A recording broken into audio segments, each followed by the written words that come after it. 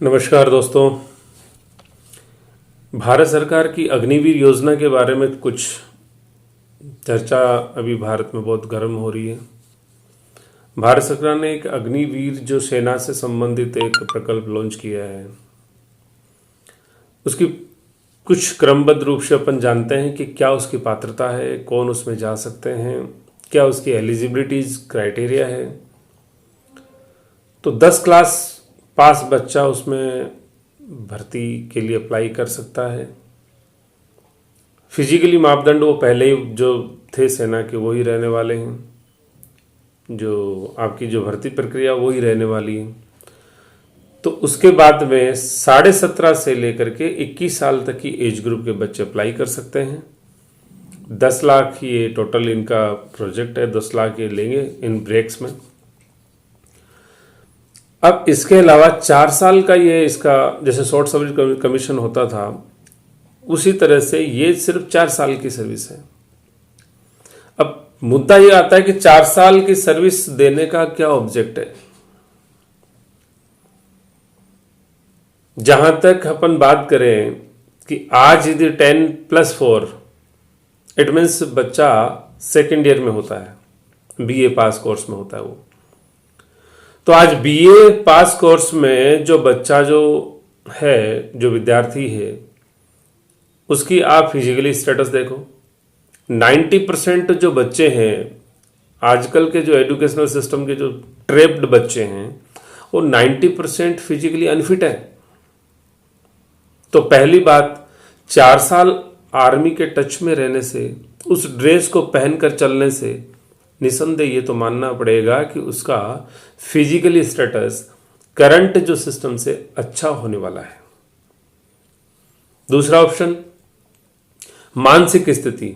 Second year के बाद में बच्चे में थोड़ा सा प्रेशर फील होने लगता है। आज करंट सिचुएशन में जो बच्चा बीए पास कोर्स का सिंपल एक आर्ट्स स्ट्रीम का स्टूडेंट है, उसके ऊपर मेंटली प्रेशर तो होने लगेगा।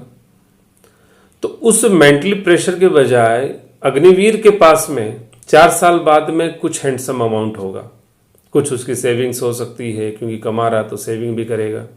और वैसे भी उसको सेवानिधि के रूप में जो फंड मिलने वाला है वो 11,71,000 तो वो मिल जाएगा, जो कि उसकी जो सैलरी में से 30% कटौती वो सेवानिधि फंड में जमा होगी और 30% सरकार उसमें से शेयरिंग करेगी। तो इस तरह से जो फंड उनका जो मैच्योर होगा 4 साल बाद में वो दे दिया जाएगा। आप कल्पना करिए कि सेकेंड ईयर के बच्चे के पास में अपना 12 लाख का फंड तो वो है। इसके अलावा कुछ जब बच्चा कमा रहा है तो उसको भी तो कुछ मिलेगा, तो उसमें से कुछ बचत कर ही लेगा। तो लगभग 15 से 20 लाख रुपए का यदि सेकेंड ईयर के बालक के पास में एक फंड है, और पढ़ाई के लिए वैसे भी जो बच्चे हैं वो ओपन से पढ़ाई कर सकते हैं, कौन मना कर रहा है। और यदि मान लीजिए नहीं भी करते हैं तो वो उसके बाद में कर सकते हैं ओपन से, फिर वो 10-12 कर सकता है, फिर अपना आगे की पढ़ाई कर सकता है। और वहां से निकलने के बाद में एज ए अपॉर्चुनिटी उसके पास में क्या क्या स्कोप है। आज बच्चे जो हैं वो कंपटीशन की तैयारी करते हैं, कभी पटवारी बनते हैं, कभी एलडीसी की, कभी एसएससी की, कभी रेलवे की, कभी कमुक की। तो वो तो करते ही है ना, तो वो बाद में भी कर सकता है आकर के।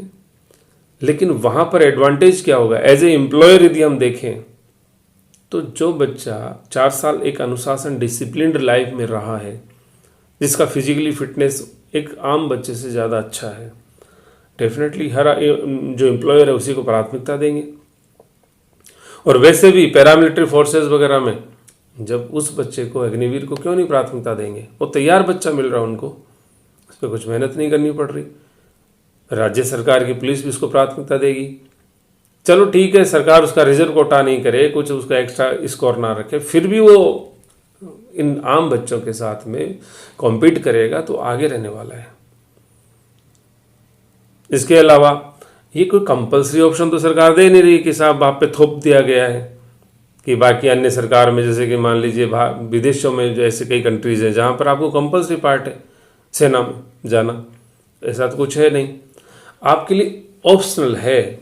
आप जाना चाहते हैं, इतनी भर्तियां देखते हैं, एक ये भी देख लो। इतने कोर्सेज करते हैं, उसमें साल बर्बाद करते हैं, सालों बर्बाद कर देते हैं, लास्ट में कुछ नहीं मिलता तो किसके आरोप लगाते हैं भाई इतने साल खराब हो गए हमारे? कोई नहीं लगाता। तो इसलिए यदि हम देखें शारीरिक, मानसिक और आर्थिक दृष्टि से अग्निवीर सामान्य स्टूडेंट के कंपैरिजन में हमेशा 21 रहने वाला है। तो रही बात सेना की गुणवत्ता के लिए, तो अग्निवीर के जो फिल्ट्रेशन प्रोसेस है उसमें से 25% तो सेना के रेगुलर कमीशन में उसको लेंगे ना, वो जो टॉप स्टूडेंट्स होंगे उनको रख लेंगे। वो 75% के पास बाकी की अपॉर्चुनिटीज है, अपॉर्चुनिटीज भी वो एडवांटेज के साथ है और उसका अपना सरप्लस फंड है, वो चाहे बिजनेस करे चाहे तो वो सर्विस करे, कुछ भी कर सकता है। अब रही बात कि जब स्कीम लॉन्च नहीं करती, कोई भी योजना सरकार लॉन्च करती है उससे पहले तो विरोध हो जाते हैं। तो इतना ज़्यादा एक्सपर्ट समाज, इतना ज़्यादा एक्सपर्ट यूथ कैसे हो गया? अभी तो एक्सपर्ट्स के पास में भी रिप्लाईज नहीं है, लेकिन उन बच्चों को ये पता कैसे चल गया कि हमारे अहित की काम है, ये अहित की योजना है। इतना आगजनी है, इतना विरोध है। अरे अहित का है तो क्या है, आप इसमें नहीं फॉर्म भरो, आपको कौन कह रहा है कि भरना ही पड़ेगा? और वैसे भी बॉर्डर पे राष्ट्र की सुरक्षा के साथ समझौता होगा, चाइना पाकिस्तान के सामने अग्निवीर लड़ेंगे। अरे क्या लड़ना ही एक विकल्प है?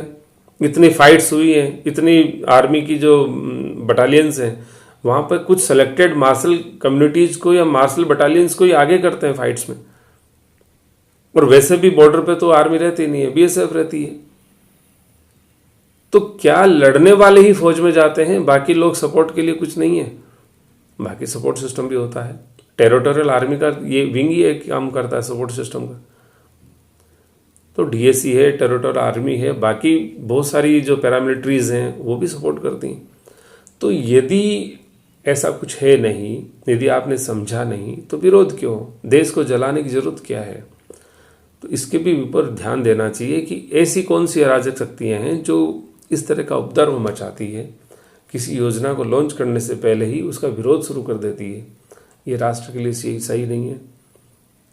हमारा मानना है अग्निवीर जो बच्चों के लिए बहुत अच्छी एडवांटेज है।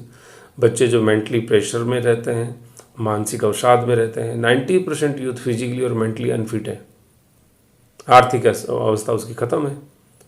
तो यदि ऐसा प्रकल्प आ रहा है जो 22-23 साल की अवस्था में आपको 15-20 लाख रुपए का फंड दे देता है, इसके अलावा आपको एक फिजिकली फिटनेस, मेंटली फिटनेस देता है, एक वो ग्लोरियस लाइफ का एक्सपीरियंस देता है, तो बुरी नहीं है, समझने की ज़रूरत है। जय हिंद, वंदे मातरम, जय श्री राम।